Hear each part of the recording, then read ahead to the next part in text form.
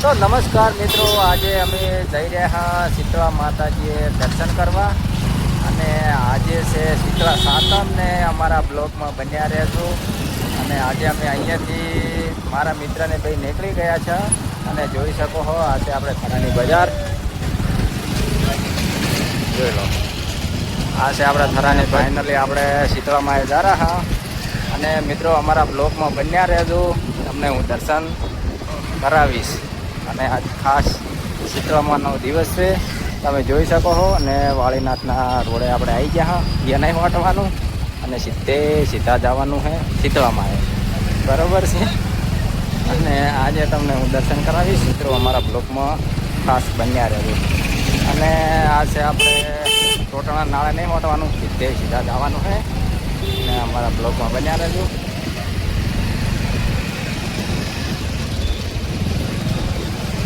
તો આ છે આપણે થરાની બજાર મિત્રો. થરાની બજારમાં તમે આવ્યા તો કોમેન્ટ કરતા જાજો. કાપડ બાપડ ખરીદી કરવા આવ્યા હોય તો તમે જોઈ શકો છો. કાપડ મોરે આગળ રહે. થરાની બજાર આખી મિત્રને બતાવી દીધી છે.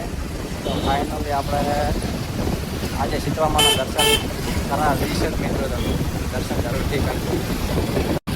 અને મિત્રો આપણે અમારા મિત્રને બંને જણા ઘર હતા અને ફાઇનલી આપણે દીવદરના નાળે પહોંચી ગયા હા. તમે જોઈ શકો છો આપણે દીવદર રોડ જોઈએ નહીં વાટવાનું છે, તે સીધા જવાનું છે. અને થોડીક જ વારમાં તમને શીતળા માના દર્શન કરાવવાના છે.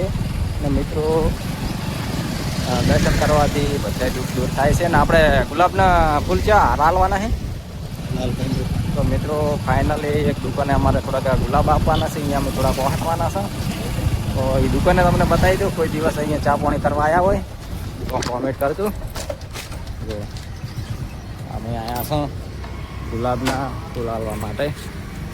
જો મારા બ્લોકમાં બન્યા રહેજો. રોજ ફૂલ હાલા હા અમે આ દુકાને.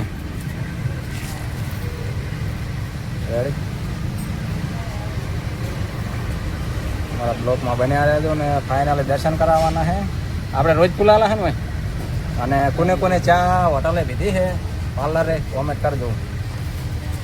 હવે હું ને મારા મિત્ર બે ફૂલ હાલીને નીકળી ગયા હા ગુલાબના. અને અમે હવે દર્શન કરવા જા રહ્યા મિત્રો. થોડીક જ વારમાં તમને દર્શન કરાવીશું, બરાબર છે. અને આપણે અહીંયાથી સીધા જા રહ્યા જોઈ શકો છો. અને આપણે હાઈવે રોડે નહીં જવાનું, બરાબર છે. અને જો કેટલી મારી બહેનો શીતળામાં દર્શન કરવા અહીંયાથી જાય રહી છે, તમે જોઈ શકો છો. અને ફાઇનલી આપણે બાપુર રોડે પહોંચી ગયા, બરાબર છે. હા, તમારે અહીંયા પહોંચી જવાનું છે મિત્રો. કોઈક દિવસ આવો તો.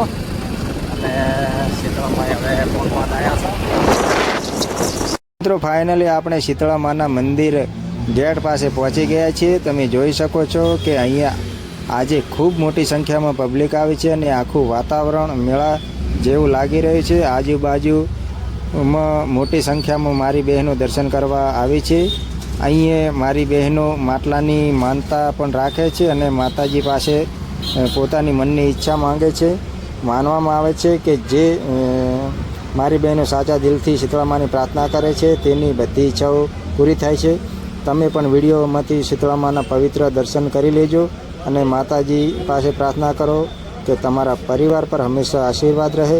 મિત્રો વિડીયો ગમ્યો હોય તો લાઈક કરજો, કોમેન્ટમાં જય શીતળામાં જરૂર લખજો અને વિડીયો શેર કરજો જેથી બીજા ભક્તોને પણ દર્શન કરી શકે. જય શીતળામાં.